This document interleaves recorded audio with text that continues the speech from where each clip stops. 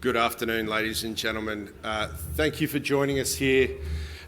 When I saw the weather forecast, I was a bit afraid that it might just be me here and that even the Minister might not face the floods outside. So it's particularly in this post-pandemic period, as we get back to normal, it's great to see so many faces in the room, and I know that this is a topic of great interest to all of you, certainly of great interest to us at the Australian British Chamber of Commerce, so it's terrific to have you all here today. For those of you who I haven't met, my name's David McCready.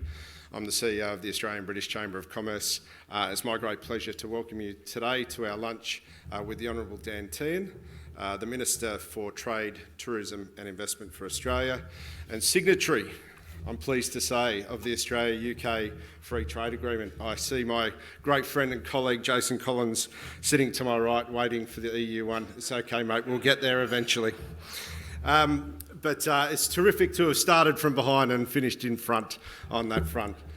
Look, it's a great pleasure to welcome you all here today, as I said, and I'd like to start by acknowledging the traditional owners of the land on which we meet, the Gadigal people of the Eora Nation, and pay my respects to their elders past, present and emerging. I'm also delighted to have a very strong beneficiary when ratification and implementation occurs, sponsoring today's lunch in Jaguar Land Rover.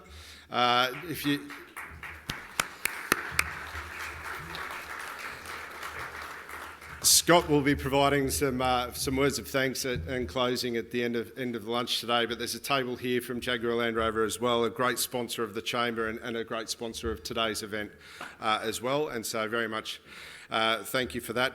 5% on tariff on passenger vehicles, that's gone. Yeah, the number of things that, we had an event last night actually where Elizabeth Bowes, the Chief Negotiator, who's also joined us today, said, yeah, that tariff, that's gone. Actually, 99% of tariffs, that's gone. It was almost like a bargain basement sellout. It was terrific. There's so many opportunities for us to take forward. I'm also delighted to say that today's event is also in partnership with the Export Council of Australia, and I acknowledge both Arnold and Diane, their CEO and Chair, who have joined us today. They've been great partners in our event, in this series of events that we're doing. This is the second, having hosted the Minister in Adelaide on Monday, obviously today, but we'd encourage you, if you have colleagues who'd like to come to our event in Melbourne on the 17th or in Brisbane on the 21st, as long as you're able to swim. I think we're allowing you into Brisbane. But there'll be more opportunities for your colleagues to come along, so I encourage you to avail yourself of that. Today's event is part of both DFAT and the Export Council of Australia's Global Market Insight Series, so we'll be recording the event today and it'll be part of their online series. I'd also like to acknowledge a few other people who have joined us in the room today, and if I'm not careful, I'm going to actually list everybody who's here, but I will try, so forgive me if I leave you off the list.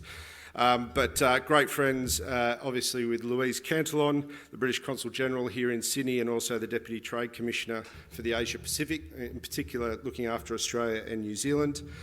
Frank van Bergen, the Consul General from the Kingdom of Netherlands. Frank, great to see you here, welcome. Joël Jenny, who has literally got off a plane about half an hour ago and has joined us, who is the Director for the Asia Pacific from the Foreign, Commonwealth and Development Office. Welcome. I haven't met you yet, but I look forward to doing so shortly. To Trudy Weibrecht, who's the State Director for DFAT here in New South Wales, and I mentioned Elizabeth Bowes already.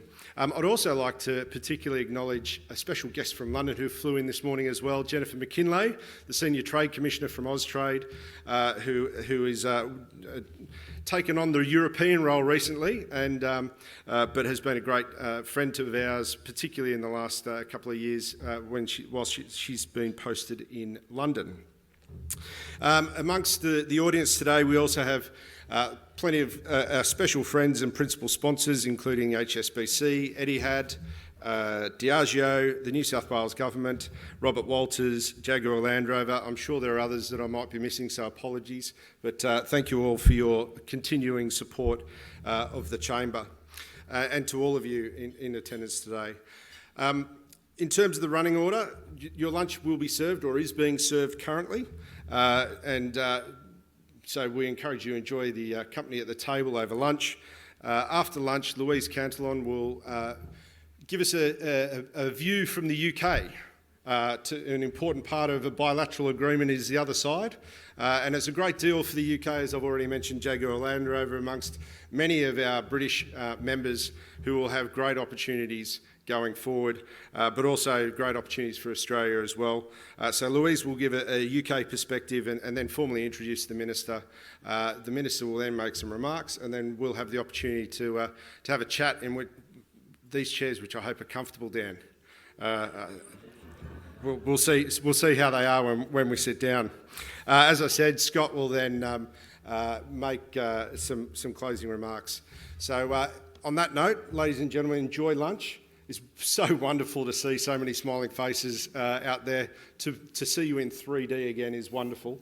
Okay, I've just enjoyed this a little bit too much now, haven't I? All right, I'm going to sit down, enjoy lunch. I look forward to talking to you soon. We do have a hard stop for the Minister. There's this very inconvenient thing called Cabinet, apparently, this afternoon, which he has to attend at 2 o'clock. So we do need to keep the program moving along.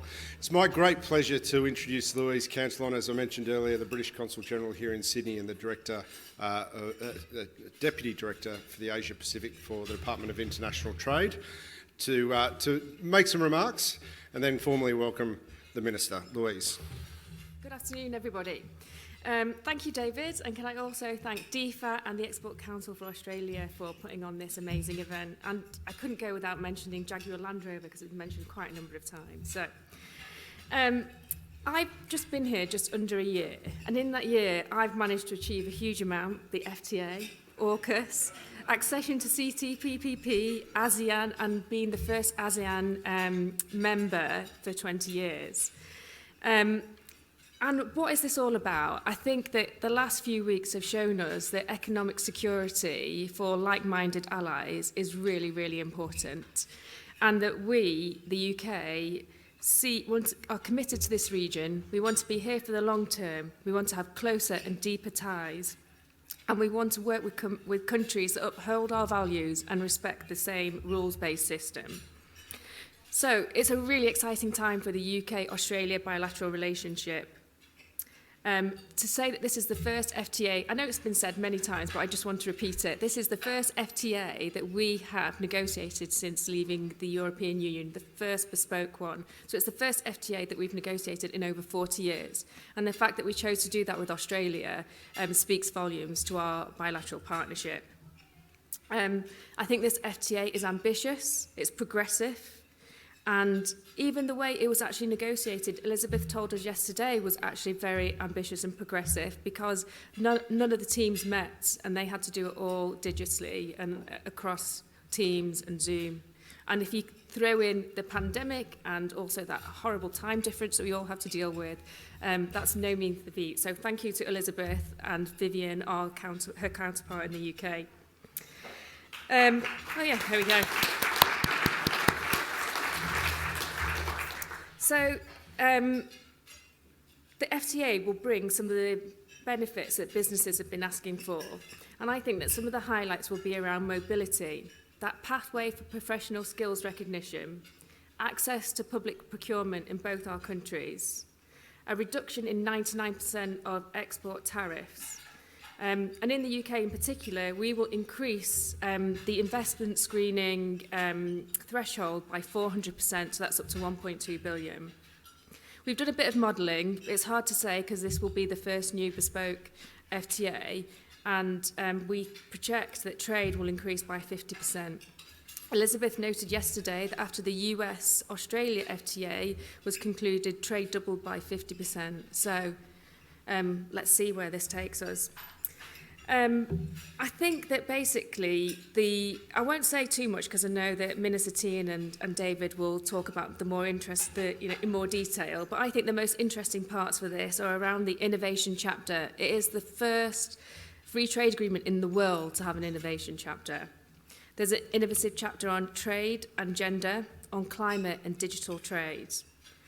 But this can't be done. All the words are in in place now, and I know David's read that 2,000-page document, but it now moves on to us to help you to implement it, because I want this to be, I'm really excited about it, and I want this to be a real success. We've already noticed an increase in inquiries around the free trade agreement, so my team and they're dotted around in different places, will stand ready to help you alongside DFAT and the Export Council. So I'll just bring that to a close now. I'm going to introduce the Honourable Dan Tehan. I now know that his phrase for this free trade agreement is his favourite free trade agreement. And I've just got confirmation from the Chief Negotiator that that can be the official title. So, Minister Tehan, I'd like to welcome you to stage to discuss your favourite free trade agreement. Thank you. Thanks, Louise, and can I too pay my respects to the traditional owners of the land upon which we meet, and pay my respects to their leaders past, present and future. Louise and I were together in Adelaide a couple of days ago, and Louise asked me a question. She said, why is it that the UK in Australia's eyes always comes second? And I said, well, the trouble is with the current free trade agreements that we have is that New Zealand is the best that we've ever done. And then she asked me the question, well, what do we need to do to get the UK FTA up to what we have with New Zealand? And I said, first thing what we need to do is make sure that we bed down this agreement and get it through the Parliament and make sure we get the benefits of this agreement. And that is going to be incredibly important going forward. But Louise, my commitment to you is that once we get that done, let's then try and see whether we can make it as good as New Zealand. And it not only will then be my favourite FTA, but I think it'll be all Australians' favourite FTA. Can I acknowledge Dave and Andrew? Thank you for what you do with the Chamber of Commerce. It's been terrific. You've offered magnificent support in getting this deal done, and your behind-the-scenes advocacy has been greatly appreciated. The same for Diane and Arnold. Thank you very much for your advocacy as well, and for your keenness to make sure that Australia is an export success story and will continue to be so into the future. Scott, can I thank Land Rover for sponsoring this lunch today? And I was telling Scott, I grew up on a farm in country Victoria, and I literally spent a lot of time in a Land Rover, a lot of time in a Land Rover. As a matter of fact, when I left school, my first car was a short wheelbase Land Rover, which I used to drive around in. But it's very interesting that over time in regional and rural Australia, that Land Rovers were replaced by Toyotas, by Hiluxes and Land Cruisers. And in many ways it's quite telling that happened, because I think it tells the story also of what happened to the economic relationship between the UK and Australia. Because when the UK turned to the European Union, and especially when it turned and said to Australia that your agricultural exports are going to have to find a new home, it presented a real challenge for our rural sector. But our rural sector met that head on and did it in a way I think none of us would have expected at the time. And we did it by finding new markets, especially in Asia. And one of the key new markets that we were able to build successfully on was Japan. Blackjack McEwen had done some very good early work on that, but we were then able to really use that foundation to significantly build the relationship. And that led to key investments from Japan into Australia, and then that change of buying pattern in regional and rural Australia. But my view is that now we've got this agreement, now that what I say is that we've righted that wrong of what happened when the UK turned to the EU, we are going to see the type of investment coming back from the UK into Australia that I think will define very different patterns in purchasing behaviour here in Australia, and points to the fact that Louise is right in saying we saw a 50% increase in exports and investment as a result of the US FTA, and there is no reason why we won't see a similar rise when it comes to exports and investment between Australia and the UK going forward, now that we have this agreement in place. This agreement, the Australia-UK FTA, is important for a number of reasons. Louise touched a little bit on the geostrategic implications, and it's worth pausing again to just remember what is happening in Ukraine at the moment. And I'm sure I speak for everyone in this room when I say our thoughts and prayers are with all Ukrainians at the moment with what they are confronting. But what we are seeing is a significant change in the geostrategic environment globally. In my lifetime, that geostrategic climate has improved since the Second World War. Every decade that I've been alive, there has been an improvement in that geostrategic climate. For the first time, that is changing, and is changing for the worse. And what we are seeing is totalitarian autocracies basically seeking to change the global world order. And that is going to bring immense challenges to Australia and to the rest of the world, geostrategically, but also economically. And what it's going to require is, in particular, liberal democracies to be able to come together to be able to meet this challenge economically. And that's why the Australia-UK FTA is so important, and so important that it's coming at this time, because we are showing liberal democracies how you can come together and how you can make sure that you keep yourselves economically strong by not going down a protectionist path, by going down a path where you continue to liberalise. And I think in the decades to come, this agreement will be seen as a beacon as to what we need to be doing into the future to make sure that we remain strong in how we counter the current forces that are posing the global system that we have enjoyed the benefits of since the Second World War. It's also incredibly important because what it will do to the economies of both the United Kingdom and Australia.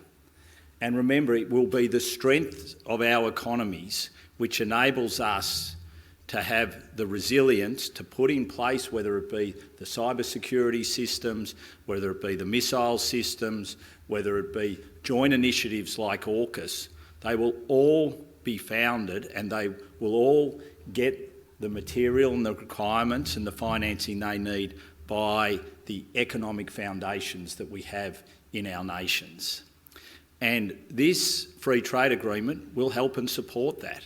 You look at Australia, 1 in 5 jobs comes from our ability to trade. It's 1 in 4 in regional Australia.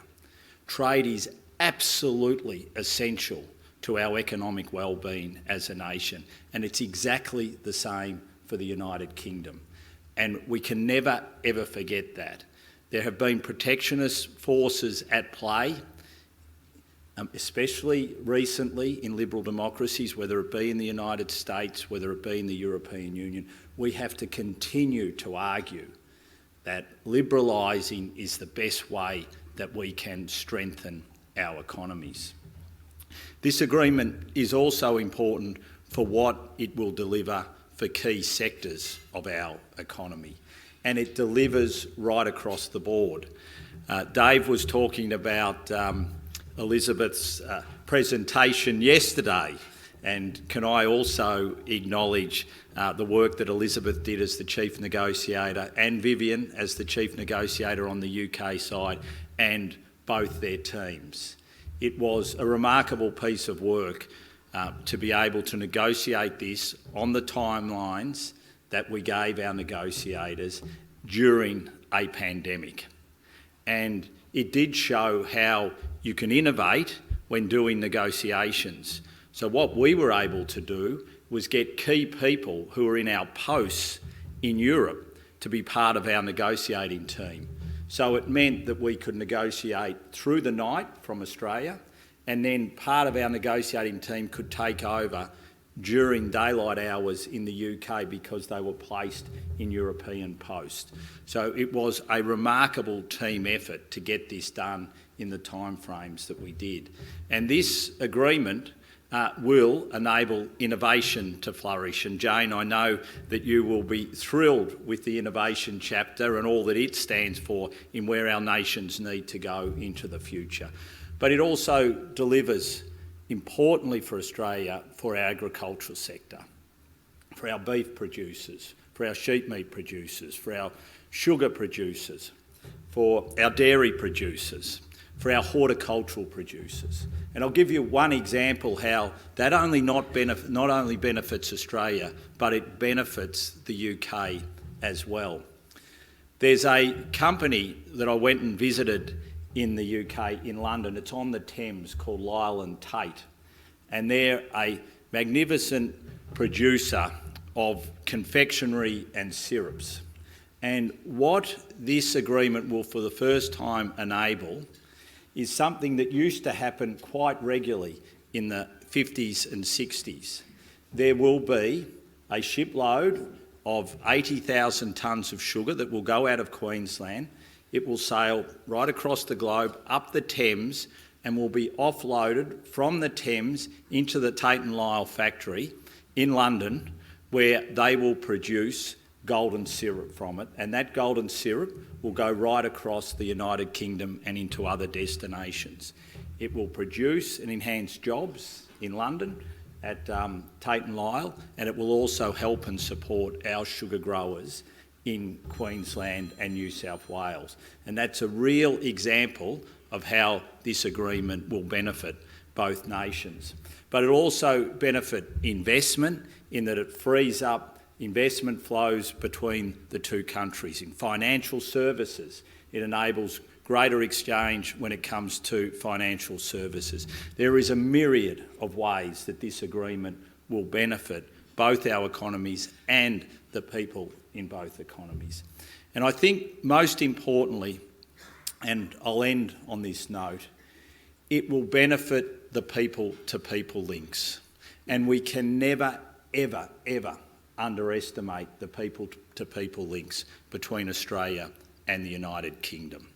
Because if we can make sure that those people-to-people links are strengthened and enhanced into the future, what we're doing is providing the bedrock for the relationship to continue to have that very, very special nature that it does today. And one of the proudest things that I look at when I look at this agreement is what we've been able to do for youth mobility. Lift the age limit from 30 to 35 and the extension for young people, young Brits, young Australians to be able to stay in the UK for 3 years.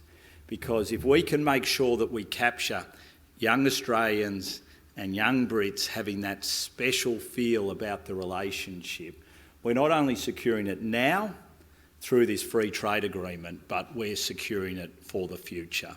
I thank you all for coming along today. Dave, I'm looking forward to another fireside chat, and it is wonderful to be able to join you to celebrate what is a wonderful agreement. Thanks very much. Comfortable? Very comfortable, very comfortable. I had to put that in because on Monday when we're in Adelaide, I got to the questions from the floor and he said, Dave, you haven't asked me how comfortable the chair is yet. So now we've ticked that box. We have. Minister, I want to definitely get on to the FTA, that's why we're here, but you mentioned the Ukraine, obviously, in your remarks, and obviously all of our thoughts are with the terrible situation there and hoping for the best. Can you tell us what's happening in terms of trade ministers? We've heard lots about sanctions. There's obviously something right in your wheelhouse as trade minister. What discussions have been going on at the moment in that space? Well, there's been a lot of discussions, especially around the economic sanctions that we needed to put in place, have put in place, and will continue to put in place in dealing with this conflict. I was on the phone to the US Secretary of Commerce this morning on this. One of the really telling and important things about what is happening globally at the moment is around supply chains. And we're seeing supply chains disrupted like we never have before. And we're all of a sudden seeing countries examining where their key supplies come from and whether they can continue to get materials, minerals, important industrial pieces or parts to manufacturing processes. And there is a lot of work going on in this regard. And for us, this is incredibly important work, because not only do we have to look and see where we're sourcing material from at the moment, but also look and see where we might have to diversify stuff that we produce into countries where where economic coercion can't be used against us. And these are the discussions which are taking place right here and now, and the conflict in the Ukraine has only doubled the importance of those conversations. And it's one of the significant things that this UK FTA represents, because it frees up those supply chains. And it's one of the things that we've been able to successfully do as a government since 2013. When we came into office, 27% of our trade was covered by free trade agreements. With the UK agreement, we've taken that to 75%. With India, which I'm in the midst of intense negotiations on at the moment, my hope is we might have something to say on that in the next couple of weeks. And then with the European Union, we can potentially take that to 90%. And that means you're putting in place the framework which enables that diversification of supply chains, which will set us up for the future, and especially in a geostrategically changing world where countries can and have shown their willingness to use coercion and other means to disrupt supply chains, which could have a significant impact on your economy. Thank you, Minister. And it has been the story of the pandemic has been figuring out supply chains, and obviously our partners at the Export Council of Australia are all about getting our goods offshore. And there's been a lot of support required in terms of the IFAM, the International Freight Assistance Mechanism, amongst other things. I've got to stop talking in acronyms. But how do you see that panning out at the moment, now that we're starting to come out of the pandemic? I know Sarah Built from Etihad's here. She was saying that they're about to go back to daily flights into Sydney and Melbourne. Isn't that fantastic? Great? So we're going to start seeing more capacity on those routes without having to have as much assistance. How are you seeing that panning out at the moment?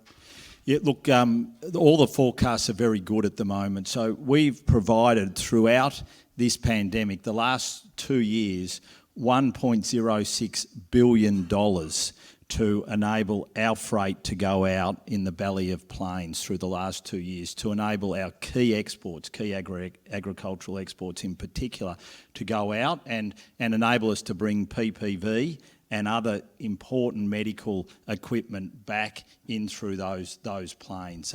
It's been one of the unsung success stories of what we've been able to produce as a government in the last 2 years, because without that we would not have seen those exports be able to get to market, and we wouldn't have been able to bring that equipment back to Australia. Everything we're seeing is incredibly positive when it comes to air freight, which is wonderful, wonderful news. And it was terrific that Sarah could tell us today that we're going back to dailies, Melbourne and Sydney. That's fantastic. I'd love to see them go to double dailies very quickly as well, which would be even better. But so we're very confident we can begin to ramp down IFAM. Obviously, it was a targeted and temporary measure which we needed through the pandemic, but those types of economic supports, as the private sector kicks back in, we want government to pull back out of. So we're about to begin the process of slowly withdrawing IFAM and we potentially might look at some other assistance that we can provide, especially to SMEs, just to make sure that they understand the new realities of supply chains and of international freight, so that there's not a complete hard landing for them. Speaking of exports and freight, obviously one of the great wins in the FTA is 99% of all tariffs day one disappear. You mentioned in your speech agriculture obviously is a good solid country boy at heart, and still your electorate is. There's plenty of votes, but hopefully at the next election for you in that as well. Yes. But what else do you see in terms of Australian exports into the UK? What are the other opportunities in goods in particular that you think we have an opportunity to really progress in the next, as this FTA comes into force? Look, I think there's a lot of opportunities with industrial goods. I think there's a lot of opportunities when it comes to medical goods. It's one of the things that is little known about Australia, but what we do in medical research and then how that springboards into medical equipment is quite extraordinary as a nation. So I think there's opportunities there. It's hard to look at a sector that won't benefit from this FTA. As Louise mentioned, this is an extraordinarily comprehensive free trade agreement. It is my favourite because it is so comprehensive, and I can't point to I can point to three sectors that potentially we still need to do some work on, and we know them well, Elizabeth, and I've got to try and rattle them off now. So eggs is one of them. Poultry and pork are the three areas where there is potential for us to do some more work on. Now, there's sensitivities there. With eggs, obviously, given distances, that makes it a little bit more difficult. But outside of those three, it is very hard to find an area where we shouldn't benefit, whether it be education services, whether it be R&D, and we're already seeing marked interest between our university sectors in R&D and the work they're doing. So it's a magnificent agreement, it really is, and it's a testament to both countries and to both leaders, because they were prepared to say they want this agreement to be so comprehensive. Thank you, Minister. Turning to investment, if we can, because I think you covered some services in the question previously. The movement of the FIRB thresholds is fantastic. The UK is already the second largest investor here. Do you think that we can really untap even more investment from the UK? I do, absolutely, and I think this will facilitate it. And if you look at previous free trade agreements, investment flows have increased in every one of them following FTAs, or nearly every one of them. I need to be careful making such a blanket statement, but our major ones, absolutely, it has, and I can see no reason why it wouldn't, because it gives confidence. And one of the great things about this agreement is the intercorporate transfers that can occur on the back of that investment as well. So not only can you invest in countries, but you can make sure you put your best and brightest people in as well to really ensure that that investment is enhanced. So, there is so many opportunities there that I think people and businesses will be looking for and looking at, that I think we will see a big uptake in investment. I definitely agree, and we're already seeing, and I think Louise mentioned in her remarks, that we're already seeing a big uptick in interest from the UK firms looking to do more business here in Australia. One of the things that really struck me in the agreement was how far we went around digital and data. And obviously tying in with your comments and our knowledge around what we're looking to do in terms of, I think Louise listed all her achievements of the last year off, the Space Bridge, AUKUS, the Clean Technology Partnership. There are a string of announcements last year. CPTPP. And, yes. And crowned, though, with the FTA signing on the 17th of December. Tell us about how important is that freedom of from data localisation rules to business. What do you see it actually enabling? Well, it enables many things, and I think what we have done is really set a pathway to how many more countries will tackle ensuring that digital trade flows can continue to flourish. We have a very good chapter in CPTPP, and just excuse the acronym, it's an awful acronym. This is the most significant regional trade agreement in the Indo-Pacific.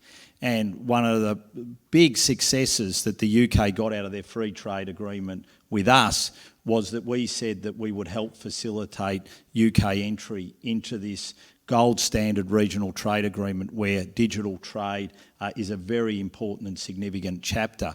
But not only that, at the moment the US is looking to set up an Indo-Pacific economic framework, and they want digital to be a key component of that as well. So where we are at the moment is in a sweet spot as to where digital trade and the rules around digital trade are going. And through what we've done in this free trade agreement, we've set ourselves up as an absolute exemplar as to what the rest of the world can do. And I'll give you one example, a very simple practical example as to what that might mean. In the US at the moment, if they wanted to use digital services to try and purchase something in Australia, there is a strong possibility, if they're not using one of the major credit cards, that credit card won't be recognised in that digital transformation, and vice versa going back. And so what you can do through these digital trade agreements is make sure you get recognition of the type of credit facilities in both countries that you need to make these purchases. Now, where this becomes incredibly important is if you're running a small business, say in my electorate in Warrnambool, why not mention great electorate of Wannon, what that enables you to be able to do is to advertise out to the rest of the world. And so it opens up not only a marketplace, which is one of 34,000, which is the population of Warrnambool, it opens it up to a global marketplace of billions. So if we can get the settings right, especially for small and medium-sized enterprises, it becomes an absolute game changer. That's fantastic to hear, and obviously with, about 69 million people in the UK, plus 25 million others who live in Australia, your small business in Warrnambool has a big target market. Big target market. The dairy might have to get a few more cows.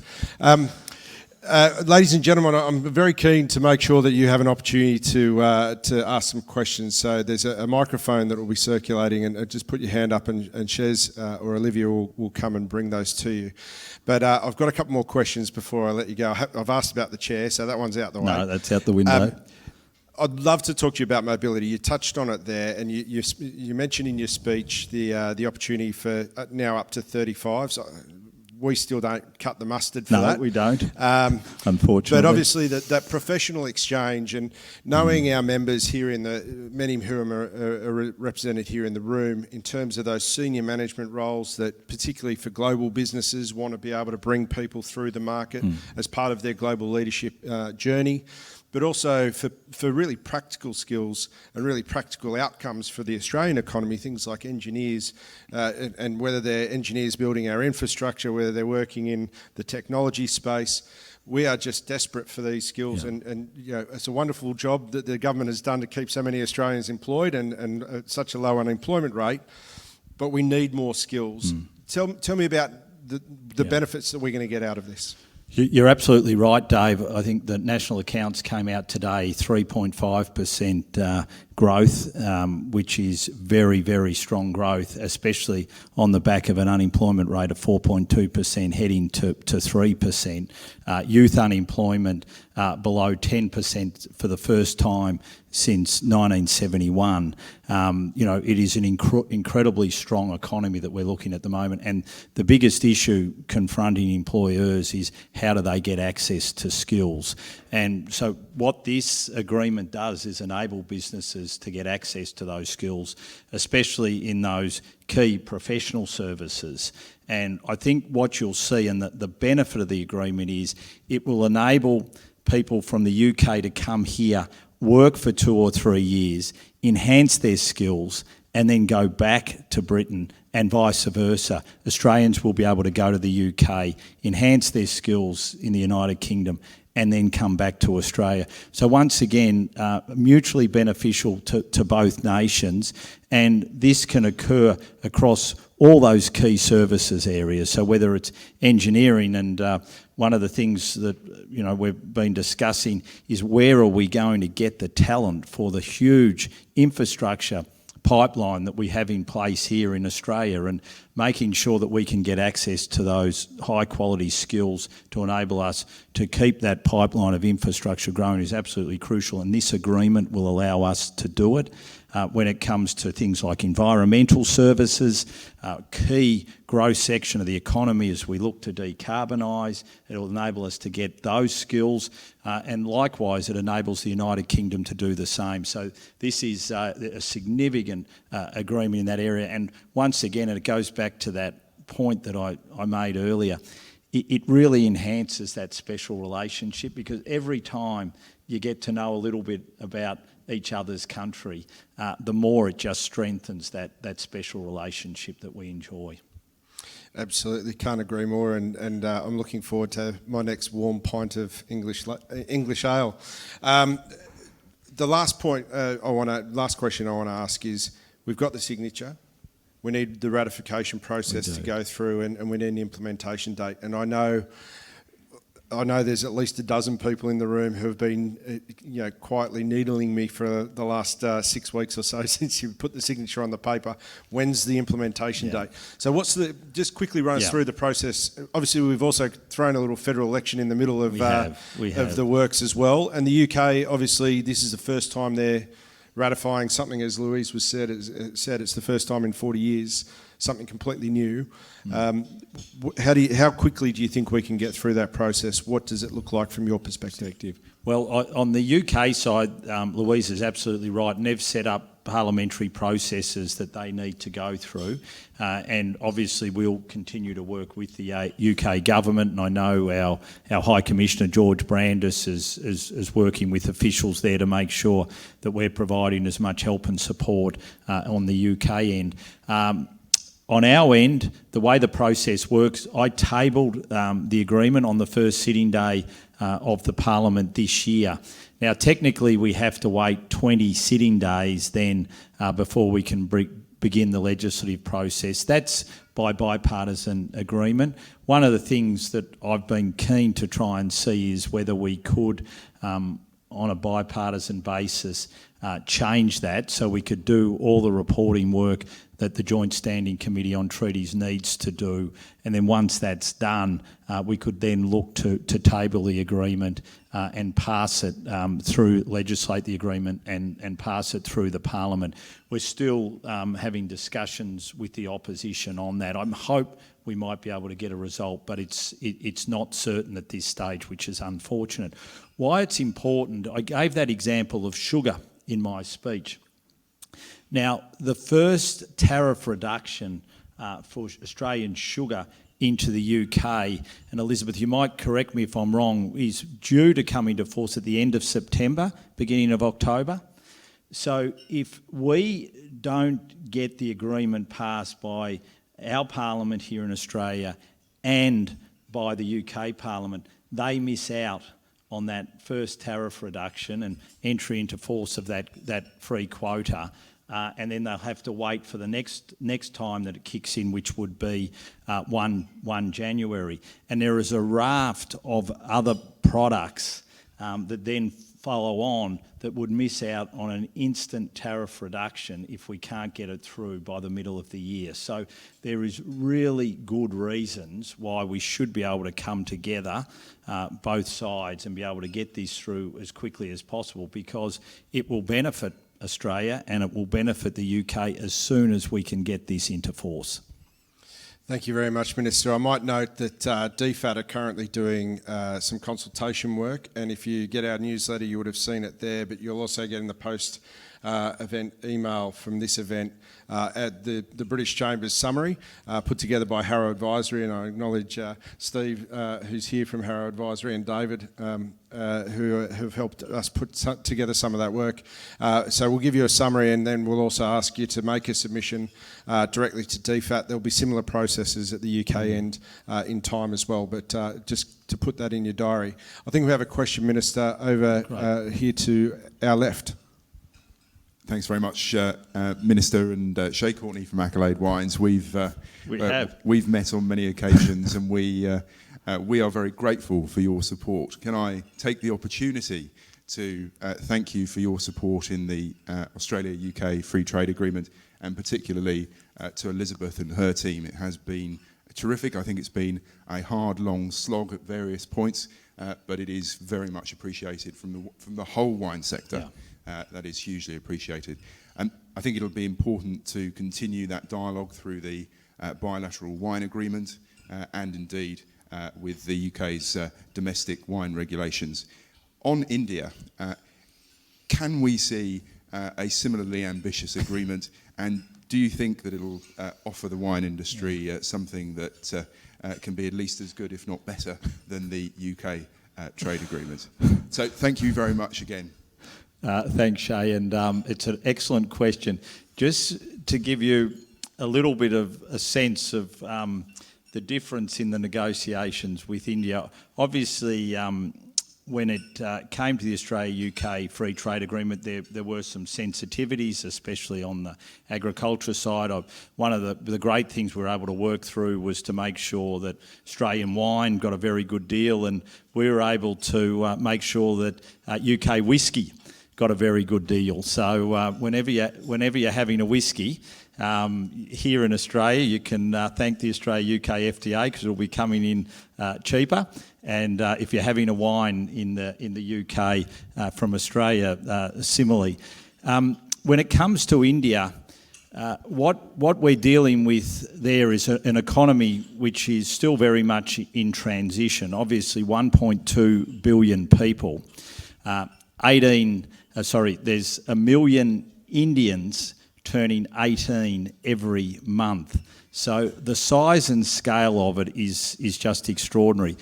And the size and scale of their agriculture sector is extraordinary.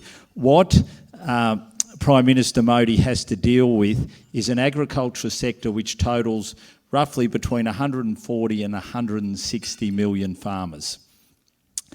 Now, to give you a sense of how politically powerful that is, the Indian government, the current government, tried to make some changes around very small land holdings on a regional basis to enable small land holdings to be merged together. And the Indian farmers took exception to this. They protested in their hundreds of thousands. I think some estimates were even in their millions, and those laws had to be changed, they had to be reversed, and Prime Minister Modi actually made an apology to the farmers for having introduced them. So we want to make it as ambitious as we possibly can, but we are working with very different circumstances to the Australia-UK parliamentary systems and where our economies are at. And I don't think we can ever forget that. The Indian economy is the fastest growing G20 economy, is growing at about 7 or 8%, and it is transforming before our eyes. But it is still very much a developing country which is heading, I think, at a rate of knots to develop status, but it's not there yet. So our FTA will very much understand that. Minister Jason Collins from the AABC has a question. Yes. Thanks, Dave. Thanks, Minister. And once again, congratulations to you and all the team. The deal really has created a new gold standard, which we're also equally ambitious about the EU negotiations and India as well, which would be a fantastic outcome. And Minister, like children, I'm sure you love all your agreements equally. Yes, especially once they're signed. Absolutely. Minister, good news that the ministerial at the WTO has been rescheduled, I think, for early June, and terrific that you were there to support the new Director-General at the end of last year. We've seen a very good plurilateral agreement on services that was agreed and also has probably flown a little bit under the radar. Yeah. Jane Drake-Bronwyn has been key to all of that as well. Just wanted to get your feel for the WTO. There's obviously a lot to be gained, but also a lot to be lost if there isn't some sort of breakthrough in terms of, that agenda. So how do you see this playing out? Yeah, it's a really good question, Jason, and multilateralism at the moment is under extreme stress, and the WTO is not an exception to that. And the Director General has done a magnificent job in trying to reset the agenda at the WTO and bring everyone together to get outcomes. She's sort of streamlined it into 4 key issues that she wants resolved. But to give you a sense as to how difficult this is, at the moment, of course, Russia is a key member of the World Trade Organisation. So at the same time, we need to send them an incredibly tough message as to why we will not tolerate their actions at the moment. And we will do that in the WTO, and like-mindeds are already sending very clear statements to Russia that we cannot in any way tolerate what they're doing. In June, we're going to have to bring everyone together to try and get outcomes. So you cannot underestimate how challenging multilateralism is at the moment. We have said to the Director General we will do everything we can to bring everyone together. There are very important areas that we're trying to get outcomes on. Trade in health. Obviously, as we're going through a pandemic, we want to do everything we can to facilitate trade in health. When it comes to fisheries and overfishing in particular, how we can address fisheries subsidies. Importantly, WTO reform when it comes to dispute settlement and how that works, and that's incredibly important for us because our current trade disputes with China, we're pursuing 2 of those, wine and barley, within the WTO. So that's incredibly important as well. So there are a number of key issues that we're looking to work with her to progress. Now, whether we can get there or not remains to be seen. And the last one is agriculture. And, trying to get outcomes on agriculture in FTAs can be increasingly challenging. Trying to do it multilaterally is very, very hard. But they're the 4 key areas that we're working very closely with her on. And my hope is in June we will be able to get an outcome. It was looking very promising in December. As a matter of fact, I took off on a long-haul flight from Darwin to London because I was one of the deputies to the chair for the negotiations, and it was one of those long-haul flights that didn't have internet. So I was blissfully unaware for 16 hours that the meeting had been called off. And I landed in London and I had 30 messages on my phone, and I'm sort of thought, oh, that's a little bit unusual. And obviously everyone was trying to work out what happens now that it had been called off. So it's great that it's been put back on the agenda, but I think it's going to be very, very tough negotiating in June. Minister, I'm very conscious that the Prime Minister and the rest of the Cabinet will be waiting for you at 2 o'clock exactly to turn up. And it's funny, Dave, the Prime Minister doesn't wait. I can't understand why. No. I can't understand why. So it's my great pleasure to thank you on behalf of the Chamber, but I'd like to invite Scott Maynard, the Managing Director of Jaguar Land Rover here in Australia, to come and give a vote of thanks. Thanks, Dave. Thank you very much. Thank you, Mr. Tehan. And Thank you all. I come here as a representative of the automotive industry, but I would suggest to you that I'd represent all of the businesses listed here and all of yours in saying that we're buoyed on and very, very excited about the coming an imminent implementation of the FTA, and it really does represent so much. And we've heard a lot about the dropping of tariffs to 99% of the goods that transfer between our countries. But it's really pleasing to hear the commentary that comes around not just the tariffs, but also the transfer of skills, the mobility, and all of the other aspects of the FTA. And certainly in our industry, we find that really, really exciting and something that packs enormous potential into the FTA. Our industry is in flux at the moment, and as we march towards electrification at an ever-increasing rate, that will call for engineering skills that are not yet fully flourished here in Australia, and the ability to be able to bring those sorts of skills to this country will benefit local industry here as well. It'll smart up Australia and it'll make things better for both countries. We also sense a real groundswell in the demand and support for British product, and it was really lovely to hear Louise and also David reference the uptick in demand that's been experienced by other nations that have been able to get on paper with an FTA, and we would suspect that the demand for British engineering and British design will only be enhanced and increased as a result of what we've spoken about today. Minister Tehan, thank you very much for your investment of time here today and for the comments that you've made to all of us. You've buoyed us on and got us even more excited about something that we were pretty keen on to begin with. And thank you to the Australian British Chamber of Commerce and to DFAT for pulling this all together, having us all here today. I wish you safe onward travel as we grapple with biblical weather. And thank you very much for listening. Well done, Scott.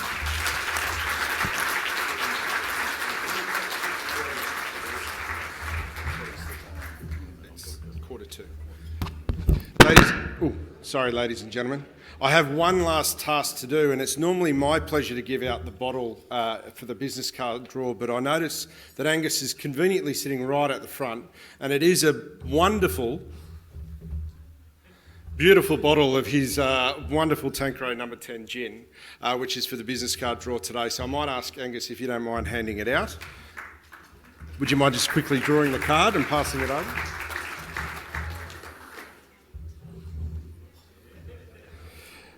Fletcher Group of Companies, Roger Fletcher, congratulations. Come forward and grab your gin from Angus. Thank you.